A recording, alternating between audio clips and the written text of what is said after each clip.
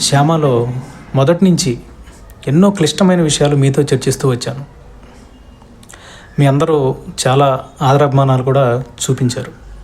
ఇలా ఎంతవరకు ప్రయాణం సాగుతుంది అని ఆలోచిస్తే అది ఇంతటితో ఆగిపోయేది కాదని అర్థమవుతుంది. ఎంత చెప్పినా ఏదో ఒకటి మిగిలే ఉంటుంది. ఎవరికైనా ఒక విషయం వివరించి చెప్పినప్పుడు అది అతని లాజికల్ బ్రెయిన్కి మనం చెప్పే విషయం సరిపోతే మనల్ని అప్రిషియేట్ చేస్తాడు. ఎందుకంటే అతని లాజిక్కి సపోర్ట్ దొరికింది కాబట్టి. ఆ లాజికల్ బ్రెయిన్ ఇంకా స్ట్రాంగ్ అయింది కాబట్టి. అతనిలో ఉన్న ఆ లాజికల్ పర్సనాలిటీ ఇంతకు ముందు కంటే ఇప్పుడు మరింత స్ట్రాంగ్ అయింది. అందుకు మనల్ని అప్రిషియేట్ చేస్తాడు. అయితే మనలో ఉన్న ఈ లాజికల్ పర్సనాలిటీకి రెండో పని లేదు. ఇలా తన లాజిక్కి మ్యాచ్ అయ్యే విషయాలన్నింటినీ గ్యాదర్ చేస్తూ వాటిని తింటూ ఒక రకంగా బలిసిపోతూ ఉంటుంది. కానీ దానికి తెలియంది ఏంటంటే లైఫ్లో ఓ క్షణం ఎదురవుతుంది. ఇన్నాళ్ళు పెంచి పోషించినటువంటి ఈ లాజికల్ పర్సనాలిటీని వదిలేయాలి. కానీ అలా వదిలేయటం అంత పీస్ఫుల్గా ఉంటుందని నేను అనుకోవట్లేదు. నాలెడ్జ్ని తిని లావెక్కినటువంటి మన వ్యక్తిత్వం ఒక్కసారిగా కూలిపోవాలంటే, ముక్కలైపోవాలంటే ఒప్పుకోదు. కాబట్టి ఆ క్షణాల్లో ఆ పర్సనాలిటీని మనం కక్కలేక మింగలేక గొంతుకు అడ్డం పడి చాలా ఇబ్బంది పడతాం. నా మటుకు అర్థమైంది ఏంటంటే నాలెడ్జ్ ఎంత ఎక్కువైతే దాన్ని వదిలించుకోవడం కూడా అంతే కష్టం. ఎందుకంటే నాలెడ్జ్ లాగానే మనలో ఉండదు. అది మన పర్సనాలిటీలోకి వెళ్ళిపోతుంది.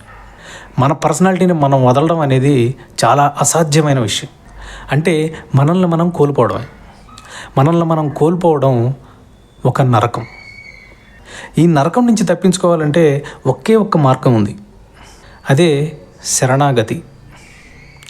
శరణాగతి అనేది ఎంత అవసరమో ఒక మంచి ఉదాహరణ ద్వారా తెలుసుకుందాం. మన జీవితంలో ప్రతి ఒక్కరికి ఏదో ఒక చేదు అనుభవం ఉంటుంది. అది జరిగినప్పుడు మనం శారీరకంగా కానీ మానసికంగా కానీ విపరీతమైన క్షోభను అనుభవించుంటాం. మళ్ళీ ఇంకెప్పుడు అలాంటి అనుభవం జరగకూడదు అని చాలా జాగ్రత్త పడుతూ బతుకుతూ ఉంటాం. కానీ ఫ్యూచర్లో మరొకసారి అలాంటి చేదు అనుభవం మన కోసం ఎదురు చూస్తూ ఉందంటే ఏం చేస్తాం?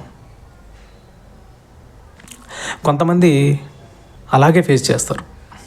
ఇంతకుముందు ఎంతైతే పెయిన్ అనుభవించారో అంతే పెయిన్ అనుభవిస్తారు ఈసారి కూడా.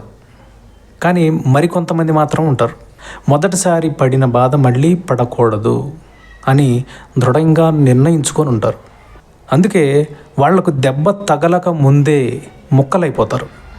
ముక్కలైపోయి ఒక్కో భాగాన్ని తీసి చెక్ చేసుకుంటారు. తనలో ఉన్న ఏ భాగం బాధను అనుభవిస్తుందో దాన్ని విడిచిపెడతారు. తన వ్యక్తిత్వంలోని భాగాన్ని విడిచిపెట్టడం అంత తేలిగ్గా జరిగే విషయం కాదు. అది కేవలం శరణాగతి పాలైన వాళ్లకు మాత్రమే సాధ్యమవుతుంది. ఎటువంటి ఆధ్యాత్మిక జ్ఞానం పొందని, ఎటువంటి జపాలు, ఎటువంటి హోమాలు ఏమైనా చేయని, శరణాగతి కానిదే చివరి దశ చేరలేరు. కానీ శరణాగతే అందరికీ అందుబాటులో ఉండే మొదటి మెట్టు. శరణాగతే మొదటి మెట్టు, చివరి మెట్టు కూడా. కాబట్టి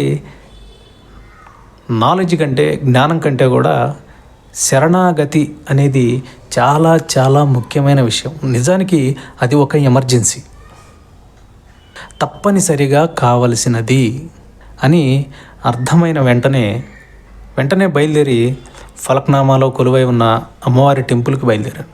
ఈ ఆలయం చరిత్ర ఏంటి, ఇక్కడ జరిగిన గొప్ప గొప్ప మిరాకిల్స్ ఏంటి, అమ్మవారు ఎంత శక్తివంతంగా ఉంది, ఇవన్నిటి మీద నాకు ఇప్పుడు పూర్తిగా ఇంట్రెస్ట్ పోయింది. నేను, నా దైవం, ఇంకేం లేదు. ఎంతసేపు వీలైతే అంతసేపు అక్కడ గడపాలనిపించింది.